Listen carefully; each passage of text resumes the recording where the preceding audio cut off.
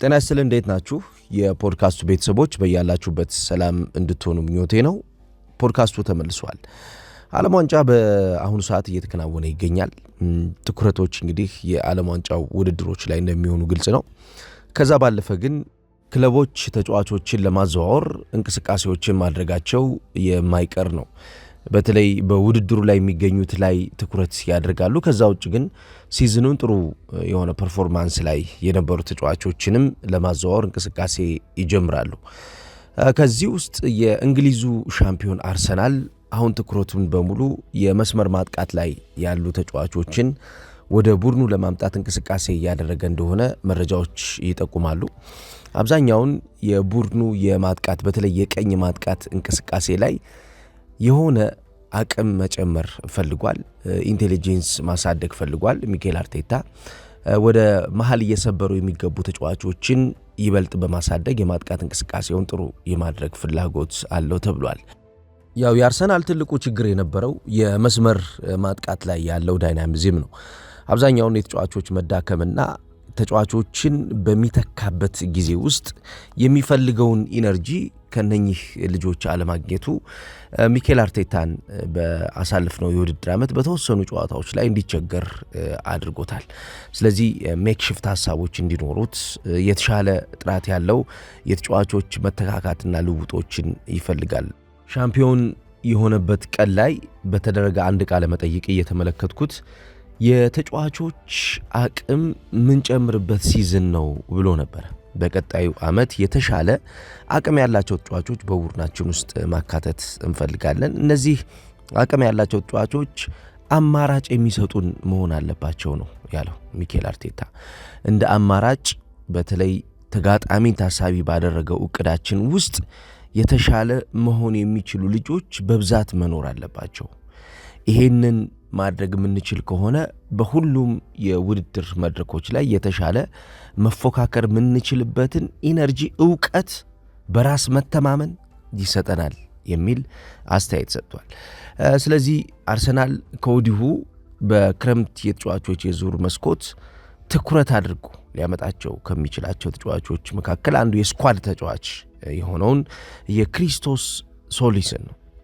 ይሄ ተጫዋች ምን አይነት ተጫዋች ሊሆን ይችላል? በአርሰናል አብዛኛውን ልምድ ያላቸውን ተጫዋቾች ይፈልጋል የተባለው አርሰናል ለምንድን ነው እዚህ ወጣት ተጫዋች ላይ ክሪስቶስ ሶሊስ ላይ ትኩረት ያደረገው የሚለውን ለመመልከት እሞክራለሁ። ልምድ ያላቸውን ተጫዋቾች ማምጣት አሁን ላይ ባለው የጨዋታ እንቅስቃሴ ለድርድር የሚቀርብ አይደለም። ነገር ግን ልምድ ያላቸውን ተጫዋቾች ማምጣቱ እንዳለ ሆኖ ደግሞ ወጣቶቹን አምጥቶ በቡድኑ ውስጥ የስኳድ ተጫዋች ማድረግ ደግሞ የሚኬል አርቴታ ትልቁ ዕቅድ እንደሆነ እሱም ተናግሯል። ትልቅ ተጫዋቾችን እንፈልጋለን፣ ከዛ ውጭ ግን አብረውን የሚያድጉ ተጫዋቾችን ደግሞ እንፈልጋለን ብሎ ነበር። ስለዚህ ይሄ ተጫዋች አብሮ ከቡድኑ ጋር የሚያድግ ተጫዋች እንደሚሆን ይጠበቃል። ፈጣን ነው። ታክቲካል ኢንቴሊጀንሱ በጣም ከፍ ያለ ነው። ከዛ ውጭ ደግሞ ሁለቱንም ቻናሎች መጠቀም ይችላል። የቀኝንም የግራንም ቻናል በሚገባ ኦፕሬት ስለሚያደርግ ቡድን እዛ ቦታ ላይ ትክክለኛው ሰው ሆኖ ማገልገል ይችላል። ከዛ ውጭ አርሰናል በነ ጋብሪኤል ማርቲኔሊና በነ ትሮሳርድ አማካኝነት ያገኘው የነበረውን ሰርቪስ ኳሊቲ ጨምሮ ፍሌር ጨምሮበት ሊሰጣቸው እንደሚችል ይጠበቃል። የከት ኢንሳይድ ሩጫዎቹ ከዛም በኋላ እዛ ቦታ ላይ ከደረሰ በኋላ ደግሞ የሚፈጥራቸው የግራና የቀኝ እግር ክሬቲቪቲው የተጋጣሚን የመከላከል የተጋጣሚን አጠቃላይ የራሱ ሜዳ ሴፍ የማድረግ ሲቹዌሽን የሚፈትን ተጫዋች ነው። በክረምት የተጫዋቾች የዙር መስኮት ትልልቅ ቡድኖች ወደ ስብስባቸው ማጠቃለል የሚፈልጉት ነገር ምንድን ነው? አማራጭ በጥራት እንዲመጣላቸው ይፈልጋሉ። ምክንያቱም የዚህ የውድድር ዓመት ትልቁ ትምህርት የሆነው ያ ነው። ለአርሰናል ለምሳሌ እንደ አርሰናል አይነት ቡድን በብዙ የውድድር ቦታዎች ላይ ከተፈተነባቸው ምክንያቶች ውስጥ አንዱ የተጫዋቾች የኳሊቲ ሁኔታ ነው። ስለዚህ ይህንን ጥራት ማሳደግ ይፈልጋል። ጥራቱን የተሻለ በማድረግ ለተጋጣሚ አስቸጋሪ የሚባል የውድድር ጊዜ የሚያሳልፉ ተጫዋቾችን በቡድን ውስጥ ማካተት ይፈልጋሉ። አማራጮች እንዲሰፉ እንጂ እንዲጠቡ አይፈልግም። ለዚህ ይህንን ተጫዋችና ሌሎችንም ተጫዋቾችን ወደ ቡድኑ ሲያመጣ አርሰናል ሰፊ የሆኑ አማራጮች እንዲኖሩት ታሳቢ በማድረግ ነው። ያው ይህ ዓለም ዋንጫ አብዛኛውን ተጫዋቾችን ለመመልከት ለአሰልጣኞች እድል የሚሰጥ ነው። ትልቅ ተጫዋቾች በቡድኑ ውስጥ ማካተት የሚፈልግ አንድ ቡድን የዓለም ዋንጫውን ቁጭ ብሎ ተመልክቶ በስካውቲንጎቹ አማካኝነት የሚፈልገውን ነገር ማድረግ ይችላል። ለምሳሌ ትናንት የነበረው የጀርመን ብሔራዊ ቡድን ጨዋታ ላይ በቀጥታ ስርጭቱ የተመለከትናቸው ትልልቅ ተጫዋቾች ራሳቸውን የሸጡበት ምሽት ነበር። በእንቅስቃሴ ጀርመኖች ጥሩ መሆናቸው ብቻ ሳይሆን በጀርመኑ ጨዋታ ወቅት ራሳቸውን ያሳዩ ተጫዋቾች አቅም የተሻለ ወደ አደገ የሚባል የቡድን ዝውውር እንዲሄዱ እድል ሰጥቷቸዋል። ስለዚህ ዓለም ዋንጫው አብዛኛውን ትኩረት አድርገው የሚመለከቱ ቡድኖች የሚፈልጉትን ኳሊቲ የሚያገኙበት ነው። ይህንን ኳሊቲ ወደ ቡድናቸው መጨመር ይፈልጋሉ። ባየር ሙኒክ ትናንትና አድርጓል። ከዛ በፊት ሪያል ማድሪዶች በዝውውሮች ውስጥ ያሏቸውን ፍላጎቶቻቸውን በተጫዋቾች ትኩረቶች ላይ ያለ ድርድር አግሬሲቭሊ እየሰሩ ነው የሚገኙት። ሊቨርፑል እንዲሁም ቼልሲ፣ ሌሎች ትልልቅ የአውሮፓ ቡድኖች ይህንን እያደረጉ ነው የሚገኙት። ስለዚህ ዓለም ዋንጫው ትልቁ መድረኩ ምንድነው?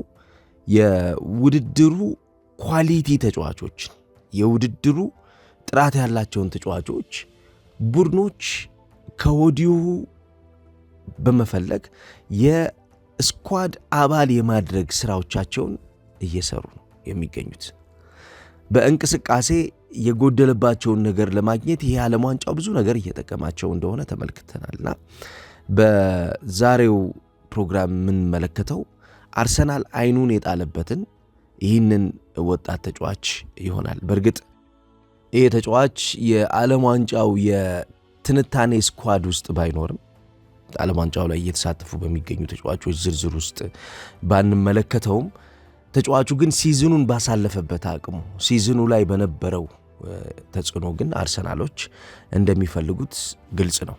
ለዚህ ነው የዚህን ተጫዋች ፐርፎርማንስ መሰረት አድርጎ አሁን ትኩረቱ የተጫዋቹ ግዢ ላይ እንደሚሆን ኤክስፔክት የሚደረገው። የተጫዋቹ ዋጋ ከ34 እስከ 46 ሚሊዮን ፓውንድ እንደሚሆን ይጠበቃል። በዚህ የክረምት የተጫዋቾች ዝውውር አርሰናሎች ኢንቨስት ያደርጋሉ። ሀብታቸው ጨምሯል። ከቴሌቪዥን መብት ሽያጭ ያገኙት አለ፣ ከቻምፒየንስ ሊግ ስኬት ያገኙት አለ፣ በፕሪሚየር ሊግ ያገኙት ውጤታማ ጉዞ አለ። ማርኬታቸው ዘንድሮ አድጓል። ስለዚህ ማርኬቱ ካደገ የተጫዋቾች ዝውውርን የሚፈጽሙበት ገቢ ይኖራል ማለት ነው። ኢንቨስትመንት ውስጥ መሳተፍ ይችላሉ ማለት ነው። እንደ አንድሬ ቤርታ አይነት የዝውውሩ ወሳኙ ሰው ደግሞ ተጫዋቾችን ለማምጣት የሚያስችል አቅም እንደገነቡ ቀድሞ ተናግረዋል። እዚህ ዘንድሮ አርሰናል ተጫዋቾችን ማምጣት የሚችለው እየተቸገረ ሳይሆን ባላንስ ሺቱን እየሰራ ሳይሆን የቀጣዮቹ የውድድር ዓመታት የዝውውር ኢንቨስትመንቱ በፋይናንሻል ፌር ፕሌይ ጫና ውስጥ እንዳይከተው በብልጠት ነው የሚያከናውነው። ሀብቱ አለው፣ በብልጠት ግን ዝውውሮቹን ይፈጽማል ማለት ነው። ስለዚህ እነዚህ ዝውውሮች ሲያከናውን በቀጣዮቹ ዓመታት ቡድኑን ረዥም ጊዜ ሊጠቅሙ የሚችሉ ተጫዋቾች ላይ ደግሞ ፎከስ ያደርጋል ማለት ነው። ቤርታ አንዱ ትልቁ የፖሊሲያቸው ውጤት ምንድን ነው? የሚያመጧቸው ተጫዋቾች ሪሴል ቫሊዎቻቸው ያስጨንቋቸዋል። አትሌቲኮ ማድሪድ በነበሩበት ሰዓት ትልልቅ ተጫዋቾችን ሲያዘዋውሩ የነኚህ ተጫዋቾች ዝውውር ሪሴል ቫሊዩ ላይ ትኩረት አድርገው ነበር የሚሰሩት። ስለዚህ በአርሰናልም ይህንን ፖሊሲ እንደሚከተሉ ግልጽ ነው። ሪሴል ቫሊዩ ከፍተኛ ያልሆነ ተጫዋች ወደ አርሰናል አይመጣም። በአሳለፍነው የውድድር ዓመት የመጡ ተጫዋቾች ዘንድሮ ቫሊዩዋቸው ከፍ እያለ እየመጣ እንዳለ እየተመለከትን እያደጉ እየመጡ ነው። በትልልቅ የተጫዋቾች የዝውውር ራዳሮች ውስጥ ክለቦች እያስገቧቸው ይገኛሉ። ስለዚህ የሚመጡትን ተጫዋቾች ዋጋ በቀጣዮቹ ዓመታት የሚያወጡትን ዋጋ ተመን እየሰጡ ነው ተጫዋቾችን የሚያዘዋውሩት። እንግዲህ ይሄ ተጫዋች በዘንድሮ የውድድር ዓመት በነበረበት ክለቡ የተሻለ መፎካከር የቻለ ተጫዋች ነው። የተጫዋቹ አቅም በቀላሉ የሚገለጽ አይደለም። የስፔስ ዩቲላይዜሽን ወይም ደግሞ አጠቃቀሙ በጣም ጥሩ ነው ክሪስቶስ ሶሊስ። ከዛ ውጭ የኢንሳይድ ፎርወርድ አቅሙም በጣም ጥሩ ነው።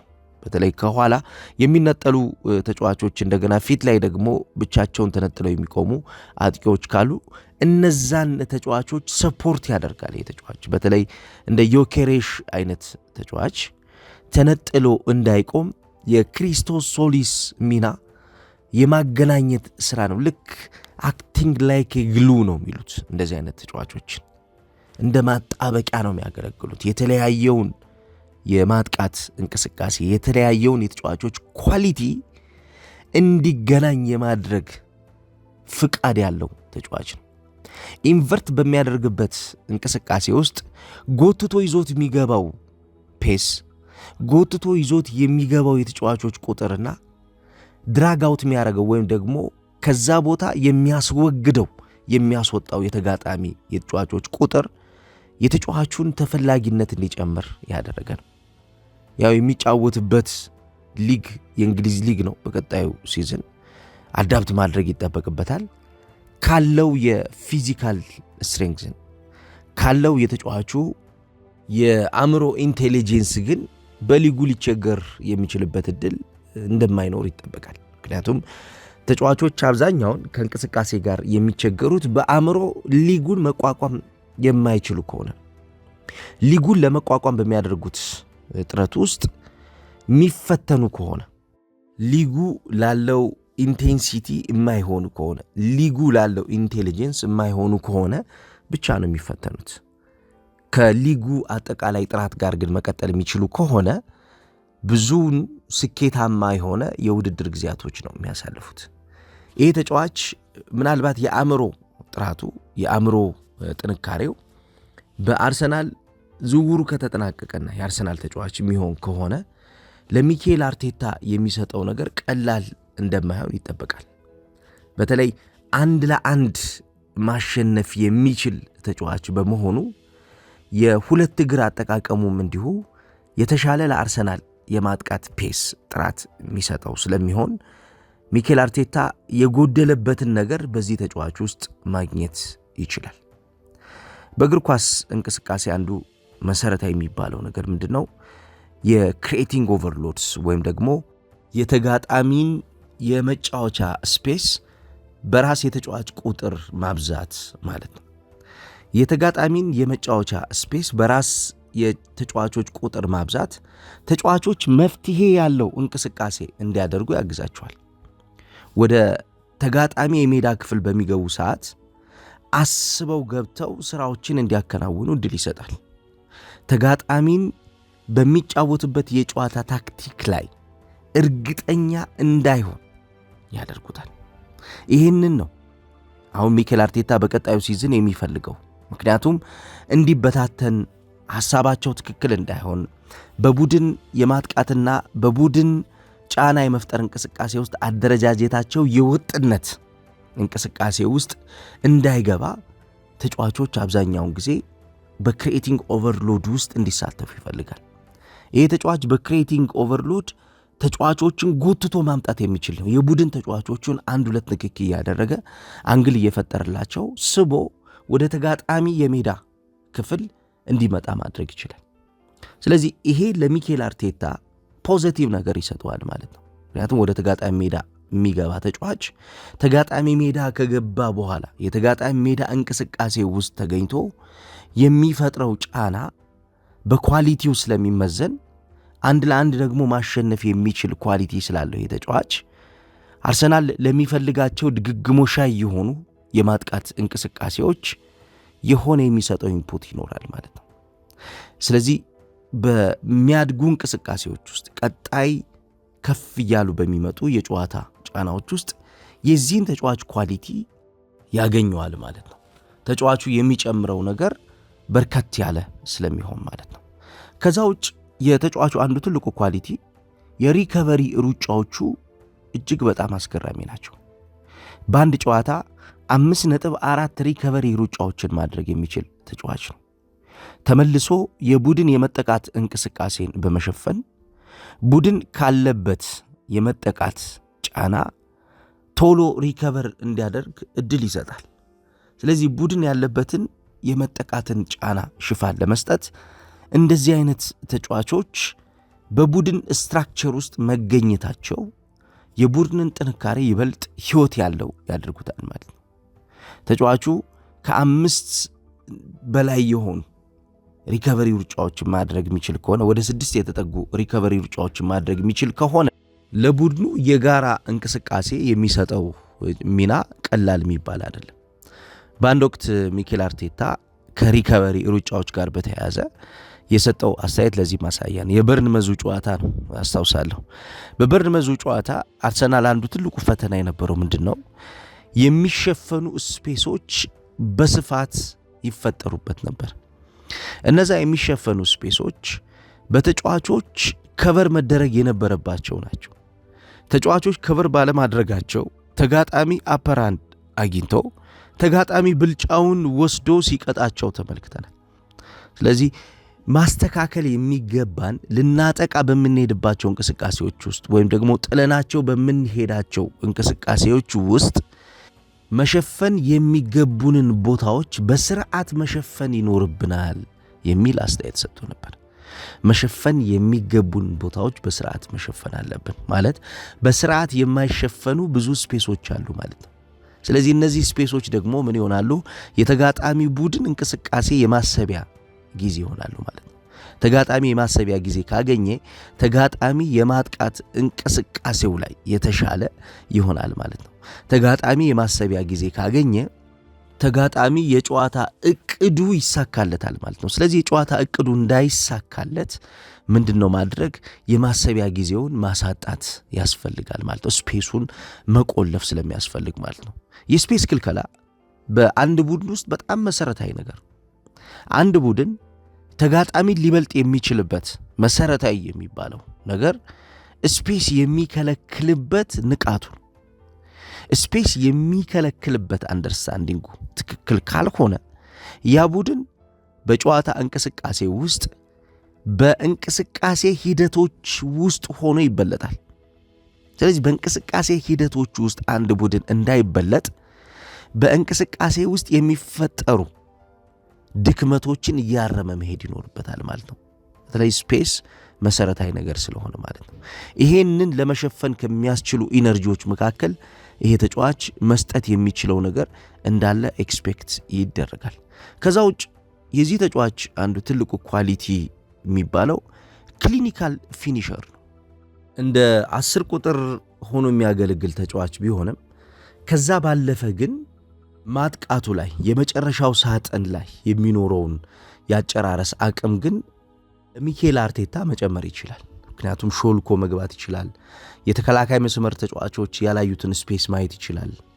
ከዛ ውጭ በመስመር የሚመጣባቸው ሽግግሮቹ መስመሮቹን ቆርጦ የመጨረሻውን የማጥቃት ስፔስ ኮኔክት ማድረግ የሚችልበት ትዕግስትና ኳሊቲ ያለው ተጫዋቹ የሚመጡ ተጫዋቾችን ሁሌም ጆይን የሚያደርጉትን ምክንያቱም ሌት ካም አታከሮች አሉ። ስለዚህ እነኚህ ዘግይተው የሚመጡ የማጥቃት እንቅስቃሴ ውስጥ የሚሳተፉ ተጫዋቾችን ኳሱን ሆልድ በማድረግ እንዲያጠቁ እድል የሚፈጥር ተጫዋች ይፈልጋል አርሰናል። ይህንን አብዛኛውን ጊዜ በትሮሳርድ አማካኝነት ያደርግ ነበር። ሆኖም ይህንን ሐሳብ መጨመር ያስፈልጓል። ምክንያቱም ካለው እንቅስቃሴ ኤክሲድ ማድረግ አለበት። ካለው እንቅስቃሴ ማደግ ይፈልጋልና ይሄንን በሚያደርግበት እንቅስቃሴ ውስጥ የዚህን ተጫዋች ኳሊቲ መነሻ አድርጎ እንደሚጠቀምበት ግልጽ ነው። ተጫዋቹ መሰረታዊ የሆነ የሚጨምራቸው ነገሮች አሉ። የማጥቃት እንቅስቃሴውን አታኪንግ ኢንቲዩሽን የሚባለው ወይም ደግሞ የማጥቃት ግንዛቤ የሚባለውን ነገር ይጨምራል። አካባቢን የመረዳት ዕውቀት አለው ነው የሚለው። በልጁ ዙሪያ ሐሳቦችን እየፈለኩ ካገኟቸው ኳሊቲዎቹ መካከል ፕሌይ ሜኪንግ ኤንድ ሃፍ ስፔስ ክሪኤተር ነው የሚለው። የኳስ እንቅስቃሴ የሂደቱ ወሳኙ አቀጣጣይ ተጫዋችና የሃፍ ስፔስ ወይም ደግሞ የግማሽ ሜዳው ባለሙያ ነው ማለት ነው ተጫዋቹ። እዛ ቦታ ላይ ደግሞ የአርሰናል የማጥቃት እንቅስቃሴ አብዛኛው የሚሰራው እዛ ቦታ ላይ ነው። ሁለቱን ቀኙና የግራ ዞኑን በፐርፐዝ ነው የሚያጠቁት። ስለዚህ እዛ ቦታ ላይ በፐርፐዝ የሚያጠቃው የቡድን ቅርጽ ለማቆየት እዛ ቦታ ላይ ዓላማ ኖሮት ወደ መጨረሻው የሜዳ ክፍል የሚደረገውን ሽግግር ደጋግሞ ሰብሮ ለመግባት በሚደረገው እንቅስቃሴ ውስጥ የምንመለከተውን ሐሳብ በዚህ ተጫዋች ሚኬል አርቴታ ለረጅም ዓመታት ማድረግ ይፈልጋል። ለዛ ነው ዝውውሩ ላይ አሁን አርሰናል ለስለስ ብሎ ተጫዋቹን ለማምጣት ፍላጎት እያሳደረ የሚገኘው። አግሬሲቭሊ ለመሄድ እየሞከረ ነው በብዙ ዝውውሮች ላይ አርሰናል። በማጥቃት እንቅስቃሴ የሚያመጣው ትክክለኛ የሆነ የማጥቃት አቅም ያለው ተጫዋች እየፈለገ ነው። የዩሊያን አልቫሬዝ ዝውውር አስቸጋሪ ሁኔታ ላይ እንደገባ ግልጽ ነው። በባርሴሎናና በአርሰናል ጠረጴዛ ላይ ነው ያለው ተጫዋቹ። ስለዚህ የባርሴሎናና የአርሰናል ጠረጴዛ ላይ የሚገኘው ይህ አጥቂ ወዴት ይሄዳል የሚለው መጨረሻ ላይ ከፍተኛ ኢንቨስትመንት የሚመድበው ቡድንና ተጫዋቹ እሄድበታለሁ ብሎ የሚወስንበት የቡድኑ ማንነት ወሳኝ ፖይንት እንደሚኖረው ግልጽ ነው። ስለዚህ የት ነው ይሄ ተጫዋች መሄድ የሚፈልገው የሚለውን የምንመለከት ይሆናል። ግን አግሬሲቭሊ እየሰራ ነው አርሰናል። ተጫዋቾችን የማምጣት ፍላጎት አለው። ለዚህ ነው እንደነ ክሪስቶስ ሶሊስ አይነት ተጫዋቾችንም እንደነ ዩሊያን አልቫሬዝ አይነት ተጫዋቾችን ወደ ቡድኑ በማምጣት ያሳለፍነው የውድድር ዓመት የነበረውን ድክመት መሸፈን የሚፈልገው። በዚህ ዓለም ዋንጫ ቪክቶር ዮኬሬሽ ጥሩ እንቅስቃሴ እያደረገ ነው የሚገኘው። ያው ማለዳ ላይ በተደረገው የቱኒዚያ እና የስዊድን ብሔራዊ ቡድን ጨዋታ ላይ ቪክቶር ዮኬሬሽ ጎል አስቆጥሯል። ለጎል የሚሆን ኳስም አመቻችቷል። ጎል አስቆጥሯል። ለጎል የሚሆን ኳስም ማመቻቸት ችሏል ተጫዋቹ። ስለዚህ የተጫዋቹ አቅም በጣም ጥሩ እየሆነ መጥቷል። አሌክዛንደር ኢሳቅ 59ኛው ደቂቃ ላይ የሰጠውን ኳስ አስቆጥሯል። ከዛ በኋላ 30ኛው ደቂቃ ላይ ደግሞ አሌክዛንደር ኢሳቅ ላስቆጠረው ኳስ ቪክቶር ዮኬሬሽ አመቻችቶ የሰጠበት ጊዜ ነበረው። ጨዋታውን በሚገባ ተቆጣጥራ ስዊድን አሸንፋለች። ስለዚህ ጎል እያስቆጠሩ በዓለም ዋንጫው ላይ ራሳቸውን እያሳዩ መሄዳቸው ለስዊድናውያን የሚሰጠው ነገር ይኖራል። በዚህ ዓለም ዋንጫ በቀላሉ የሚገመት ቡድን አይደለም ይሄ የስዊድን ብሔራዊ ቡድን። ስለዚህ ቪክቶር ዮኬሬሽ ጎል ማስቆጠሩ ለጎል ማስቆጠር መነሻ መሆኑ በሲዝኑ አርሰናል የሚመጣው ዓመት ላይ የተሻለ የተብላላ ቡድን ሆኖ እንዲመጣ የእሱን አቅምም ስለሚፈልገው በዚህ ዓለም ዋንጫ ላይ የሚያሳልፈው ዮኬሬሽ የፐርፎርማንሱ ደረጃ ይወስኗል። ስለዚህ ጥሩ ከሆነ ሲዝኑ ላይ ሪከቨሪ አድርጎ መጥቶ አርሰናል ሊጠቅም የሚችልበት እድል ስለሚኖር ማለት ነው። ይህንን ኳሊቲ ነው አርሰናል አሁን በሌሎች አዳዲስ ተጫዋቾችን በመሙላት ለመጨመር እየሞከረ ያለው። ተጫዋቾችን አድ ማድረጉ የነበሩ ተጫዋቾችን እንደሚጠቅም ያውቀዋል። ለዚህ ነው ክሪስቶስ ሶሊስን ከወዲሁ ለማምጣት ፍላጎት ያሳደረው ማለት ነው። የዚህ ተጫዋች መምጣት ቡድኑ ምን ያክል ሊጠቅሙ ይችላል የሚለውን እስኪ እናንተ ሐሳብ ስጡበት፣ ተሳተፉበት። ጥሩ ጊዜ ይሁንላችሁ።